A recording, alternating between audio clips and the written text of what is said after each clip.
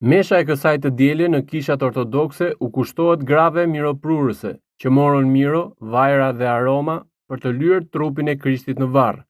Këto gra u përballen me faktin se Krishti, të cilin do ta mirosnin, ishte ngjallur. Gratë miroprurëse bëhen dëshmitaret e para të ngjalljes së Zotit Krisht. Ato me guxim e treguan këtë të vërtet, duke kapërcyer frikën e pushtetit judaik dhe atij romak, dhe duke u bërë apostujt e parë të përhapjes së lajmit të mirë se Krishti u ngjall. Këto gra me veprën dhe qëndrimin e tyre ndërthurën besimin, guximin, logjikën, ndjeshmërinë dhe vendosmërinë. Ato jetonin jetën e tyre të zakonshme, por në të njëjtën kohë dëshmuan se në jetën e përditshme njeriu zbulon të vërtetat e Perëndisë dhe shpëtimin e tij. Ngjallja e Zotit Krisht është realitet që largon frikën, stepjen, dyshimet dhe pasigurinë. Ngjallja e Zotit Krisht i mbush zemrat e besimtarëve me gëzim, guxim, shpresë e qëndrueshmëri.